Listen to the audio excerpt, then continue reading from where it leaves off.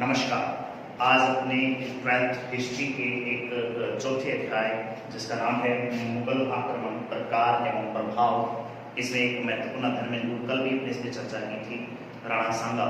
तो उसके जो है कुछ बचे हुए जो पार्ट्स हैं उसके बारे में जो अपने आज इस टॉपिक में जो है अध्ययन करेंगे इस वीडियो में। तो शुरू करते हैं आज का नया टॉपिक। कल का जो बचा हुआ जो पार्ट है उसी को आगे पार्ट भाग 2 जो है अपने आगे लेके चलते हैं आज राणा सांगा पर। तो राणा सांगा के बारे में अपने कल जहां तक पढ़ा था उससे आगे जो है बात अपने खानवा के युद्ध से जो है आज जो है शुरू करना है टॉपिक में आप। तो शुरू करते हैं खानवा का युद्ध।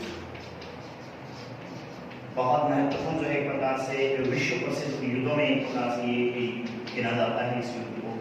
और इस युद्ध ये कब किन के मध्य होता है, इतना सा ध्यान रखने वाली बात है। खानवा है कहाँ, ये थोड़ा सा अपने को पहले ध्यान होना चाहिए। तो भरतपुर में एक जगह है रूपवास। रूपवास एक कस्बा है भरतपुर का आज भी। तो उस रूपवास भरतपुर में जो एक प्रकार से ये जगह का नाम है जिसका नाम है खानवा। उस समय ये ठिकाना या एक गांव हुआ करता था जिस समय ये युद्ध हुआ। मार्च 1527 में ये युद्ध होता है। मार्च 1527 ईस्वी, यानी सही डेट इसकी शायद 17 मार्च 1527 है जिस दिन ये युद्ध होता है। लेकिन अभी जो मार्च 1527 रखोगे तो भी जो है ओके होगा। किन के मध्य युद्ध होता है तो याद रखेंगे मुगल बादशाह बाबर, जिसने मुगल वंश की स्थापना की है, और इसके खिलाफ लड़ रहे हैं राजस्थान के वीर स्वामी राणा सांगा। बहुत महत्वपूर्ण जो युद्ध होता है। और इस युद्ध का जो एक प्रकार से सीधा सा एक प्रकार से जो अंतिम विजय है वो अपने आप में इस बाबर की होती है। और राणा सांगा इस युद्ध में पराजित हो जाते हैं और ये इनके जीवन का मान लो अंतिम युद्ध है। इसके बाद में जो है राणा सांगा जो है 1528 में देहांत होता है उनका। तब तक जो एक प्रकार से उनका अंतिम युद्ध के प्रकार से इसको मान सकते हैं खानवा के युद्ध को। तो शुरू करते हैं इस टॉपिक को। मार्च 1527 में ये युद्ध होता है और इस युद्ध में राणा सांगा की ओर से लड़ने वाला एकमात्र मुस्लिम सरदार, पेपर में बहुत इंपॉर्टेंट क्वेश्चन है ये। राणा सांगा की ओर से, यानी इस युद्ध में खानवा के युद्ध में राणा सांगा की ओर से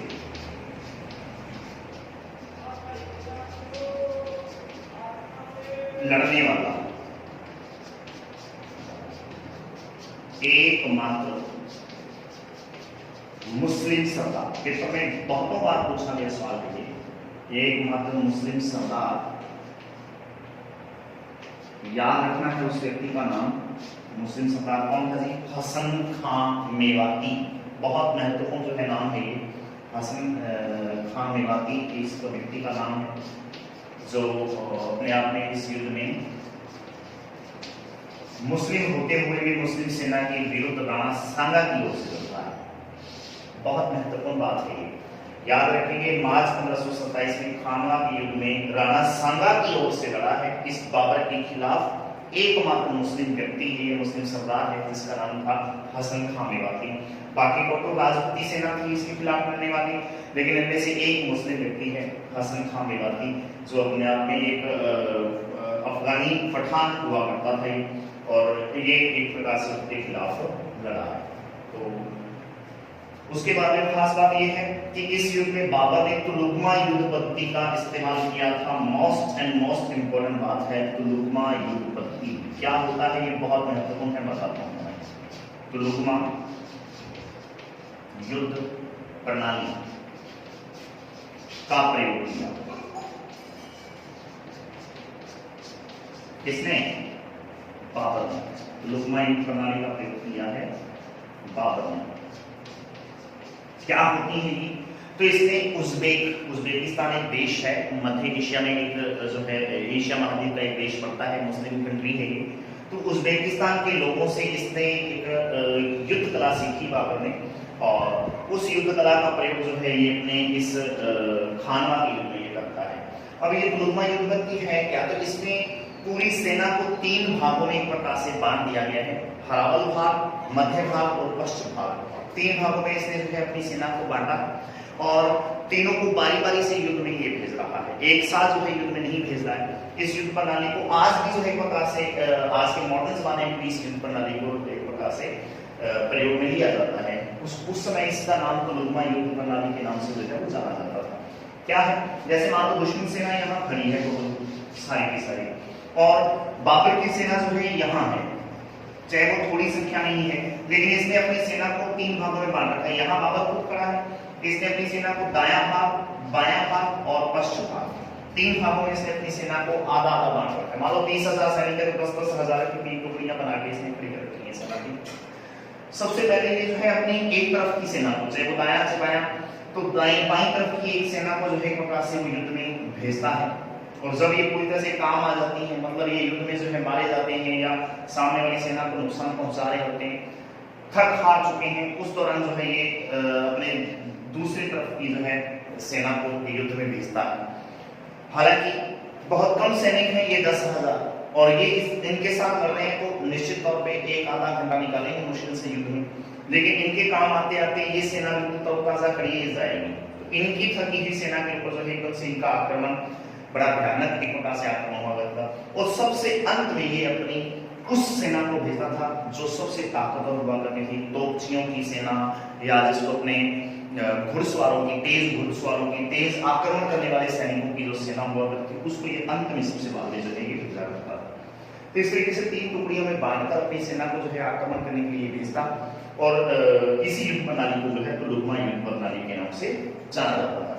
और ये तोलुगमा युद्ध प्रणाली उस समय की सबसे बेस्ट युद्ध का तरीका था, एक प्रकार से सबसे बड़ा युद्ध का जो एक प्रकार से कह सकते हैं कि एक प्रणाली थी जिसका प्रयोग इस बाबर ने इस युद्ध में किया था। और राजपूती सेना जो है इस युद्ध प्रणाली को समझे उससे पहले ही उनका जो है एक प्रकार से इस युद्ध से वो जो है पराजित हो जाते हैं इस युद्ध में। तो ये एक महत्वपूर्ण युद्ध प्रणाली है जो उज़्बेकों से जो है एक प्रकार से इस बाबर ने सीखी थी, और इस युद्ध प्रणाली का जो है इसने इस युद्ध में प्रयोग किया था। एक महत्वपूर्ण जो है बात यह है कि इस खाना के युद्ध को उसने जिहाद का नारा दिया था, जिहाद का नारा दिया। अब पेपर में एक प्रश्न होता है जिहाद क्या है, ये नॉर्मल प्रश्न है, ये आएगा भी नहीं, वैसे ही सीधा सा प्रश्न होता है कि बाबर ने किस युद्ध में जिहाद का नारा दिया था। सीधा सा प्रश्न जो है एक प्रकार से यही बनता है। तो जिहाद है क्या चीज? जिहाद का मतलब जद्दोजहद, यानी अपने ही मन में जो है एक प्रकार से जद्दोजहद करना कुविचारों से। लेकिन यहाँ पर जो है एक प्रकार से जिहाद का मतलब उसने अलग से लिया है। उसने कहा कि मैं अपने लिए युद्ध नहीं कर पाऊंगी, ये युद्ध, चूंकि पहले अपने कल भी पढ़ा कि राणा सांगा ने हिंदू पद पातशाही की स्थापना करने की बात की कि मैं इस पूरे राष्ट्र में, पूरे भारतवर्ष में हिंदू धर्म को जो है सर्वोपरि बनाऊंगा, मुस्लिम इस्लाम धर्म को जो है यहाँ से खदेड़ूंगा। इसलिए उसने हिंदू पद पातशाही की उपाधि धारण की, और उसी के मद्देनजर उसने राजपूत राजाओं का एक संघ भी बनाया ताकि मुस्लिम विदेशी राजाओं को बाहर निकाला जा सके, विदेशी जातियों को बाहर किया जा सके। तो उसके खिलाफ उसने एक प्रकार से अपनी सेना का मनोबल बढ़ाने के लिए, एक प्रकार से मनोवैज्ञानिक उनके दिमाग पर प्रभाव स्थापित करने के लिए बाबर ने इस युद्ध को जिहाद का नारा दिया। जिहाद का मतलब होता है अपने धर्म की रक्षा के लिए किया गया युद्ध, जिसको धर्म युद्ध भी अपने एक प्रकार से बोल सकते हैं। तो अपने धर्म के लिए, अपने ईमान के लिए जो युद्ध किया जाता है, जद्दोजहद की जाती है, उसको जिहाद कहा जाता है। और इसी जद्दोजहद को जो है इसने अपने आप में इस युद्ध का नाम दिया कि ये मैं अपने लिए युद्ध नहीं कर रहा हूँ, अपने इस्लाम के लिए युद्ध कर रहा हूँ।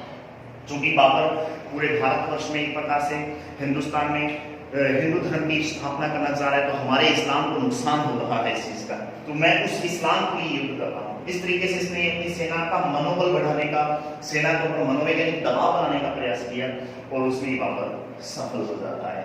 तो जिहाद का नारा इस युद्ध में जो है इसने दिया है। मोस्ट इंपोर्टेंट है, पेपर में डायरेक्ट पूछा जाता है जिहाद का नारा किस युद्ध में दिया गया था। फिर बात आती है कि अब युद्ध हो रहा है, तोप खाने का प्रयोग किया जा रहा है, बहुत जो एक प्रकार से बड़ी बड़ी तोपें एक प्रकार से युद्ध में लेके आता है, और तोप से गोले दागे जा रहे हैं।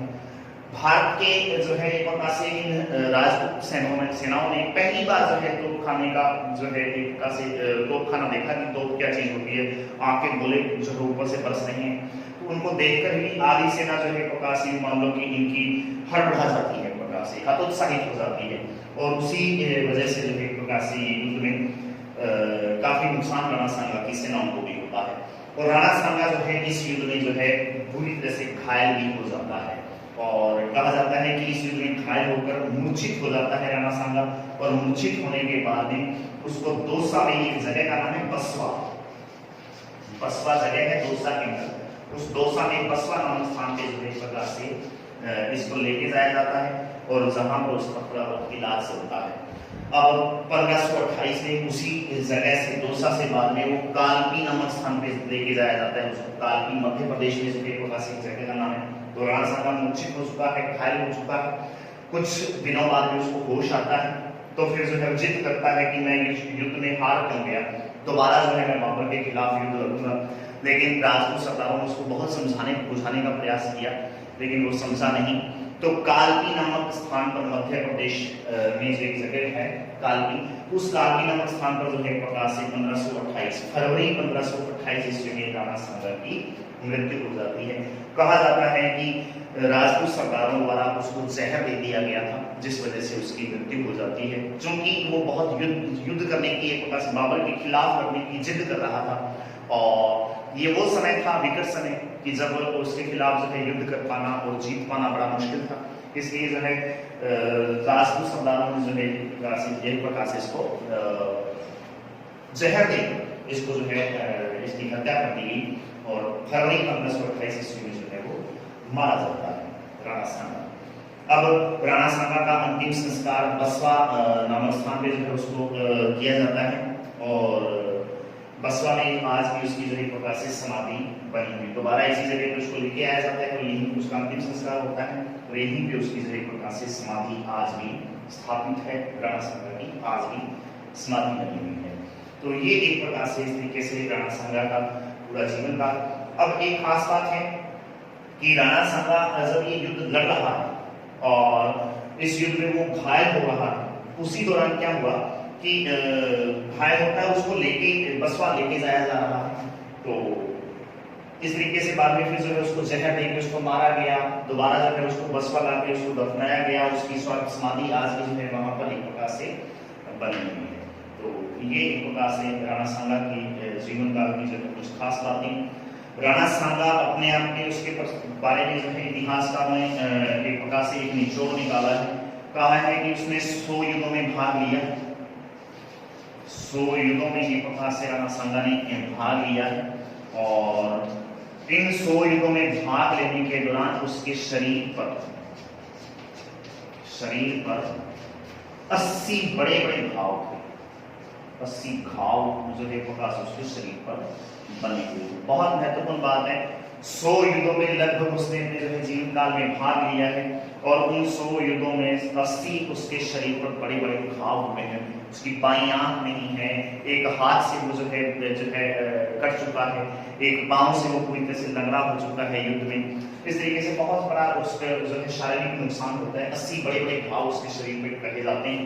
इस वजह से इतिहासकारों ने इसको टूटा फूटा सैनिक या टूटा फूटा भग्नावशेष के नाम से जो है प्रकार से जो है प्रकार से उसको पुकारा है। तो टूटा फूटा सैनिक, टूटा फूटा भग्नावशेष, इस तरीके से इसको जो है प्रकार से इतिहास में इस राणा सांगा को पुकारा जाता है। राणा सांगा ने जो संघ बनाया था, जो उसने एक प्रकार से भारत में हिंदू पदपाशय की स्थापना करने के लिए, उस संघ में इसके खिलाफ जब ये बाबर के खिलाफ इस खानवा के युद्ध में लड़ रहा है, तो उसके साथ बहुत सारे जो है राजा, 9 राजा, एक प्रकार से राजाओं की 9 रावों की सेना और 100 जो है सेनापतियों की सेना जो है प्रकार से इसका साथ दे रही है। लेकिन यही उसकी जो है हार का भी बड़ा कारण था, क्योंकि इस युद्ध में बहुत सारे राजा मिलकर एक प्रकार से बाबर की सेनाओं को पराजित कर रहे हैं, उनको हराने का प्रयास कर रहे हैं। तो इस खानवा के युद्ध में हालांकि मुख्य नेतृत्व राणा सांगा के हाथों में था, लेकिन ये एक प्रकार से उस जो है सेना जो इसने एक प्रकार से छुटपुट तरीके से इकट्ठी की है, उस सेना को पूरी तरह से एक जो है धागे में पिरोकर नहीं रख सका, एक सेनापति के नेतृत्व में जो है प्रकार से वो नहीं रख सका, जिस वजह से जो है उसकी सेनाएं जो है अपने अपने रावों या अपने अपने राजाओं का जो है इशारा समझ रही थी, राणा सांगा के जो है इशारे पे जो है प्रकार से वो कार्य नहीं कर रहे थे। और यही कारण है कि एकदम से एकजुट होकर एकता के सूत्र में बंध कर जो है इसके खिलाफ युद्ध नहीं कर पाए। और दूसरी तरफ बाबर ने पूरी तरह से तैयारी कर रखी है, उसको पता है कि राणा सांगा एक बड़ा एक प्रकार से शासक है और बड़ी ताकत है उसके पास, सैनिक पावर, इस वजह से उसको हरा पाना बहुत मुश्किल है। तो उसने लुगमा युद्ध प्रणाली का प्रयोग किया, तोप खाने का प्रयोग किया, अपनी सेना का मनोबल बढ़ाने के लिए उसने जिहाद का नारा दिया। यहाँ तक कि उसने ये कहा कि इस युद्ध को यदि मैं जीतता हूं तो मैं जीवन भर शराब नहीं पीऊंगा, शराब न पीने का वचन दिया उसने अपनी सेना को। उसके अलावा जो है उसने हर एक सैनिक को जो है सोने की अशर्फियां देने का वादा किया और सोना देकर जो है प्रकार से अपनी सेना को अपने पक्ष में करने का प्रयास किया, मनोबल बढ़ाया उसका। तो इस तरीके से बहुत सारे उसने कार्य किए और उसके अलावा भी बहुत सारे उसने प्रलोभन दिए अपनी सेना को, और इसी वजह से जो है वो अपनी सेना का मनोबल बढ़ा पाया और जीत पाया, एक सूत्र में बांध कर रख पाया उस पूरी अपनी सेना को। लेकिन राणा सांगा ऐसा करने में असफल रहा। और दूसरी तरफ जो है ये भी है, बाबर ने जो है जब पहला जो ब्याना का युद्ध हुआ, ब्याना भरतपुर का जो युद्ध हुआ था, इससे ठीक 1 महीना पहले, कल भी हमने बात की थी उससे, ये मार्च 1527 में और वो फरवरी 1527 में हुआ था। उस युद्ध के बाद बाबर ने पूरी तरह से ध्यान राणा सांगा के ऊपर लगा रखा था और राणा सांगा क्या करता है, किस तरीके से उसकी सेनाएं जिस प्रकार से युद्धाभ्यास कर रही हैं, क्या कुछ हो रहा है, वो पूरा ध्यान उस पर 1 महीने तक लगाता रहता है। लेकिन बसवा के उस युद्ध में, ब्याना के उस युद्ध में पराजित करने के बाद राणा सांगा और उसकी सेनाओं ने बाबर से ध्यान अपना हटा लिया, चूंकि हतोत्साहित होगी ना कि हमने एक बार पराजित कर दिया है उसको। तो इसी जो है प्रकार से राज्य का बदला उसने फिर इस खानवा के युद्ध में जो है बड़ी सूद समेत वापस लिया है। तो ये आज के जो है इस खानवा के युद्ध की खास बात थी, बहुत महत्वपूर्ण है। पेपर में डायरेक्ट जो है इनसे संबंधित प्रश्न पूछे जाते हैं, खानवा युद्ध का जो वर्णन है। और दूसरा प्रश्न जो सबसे महत्वपूर्ण ये है कि एकमात्र मुस्लिम सरदार जो उसके खिलाफ लड़ा है बाबर के खिलाफ, वो कौन है, तो हसन खां मेवाती है। तो लुगमा युद्ध प्रणाली का जो है क्या है, इसके बारे में वर्णन कीजिए, ये प्रश्न है, आप इनको नोट भी कर सकते हैं। उसके बाद में जिहाद का नारा जो है बाबर ने किस युद्ध में दिया था। इस तरीके से कुछ एक महत्वपूर्ण प्रश्न है, आप इन प्रश्नों को अच्छी तरह से याद कीजिए। आज के लिए इतना ही, धन्यवाद, जय हिंद, जय भारत।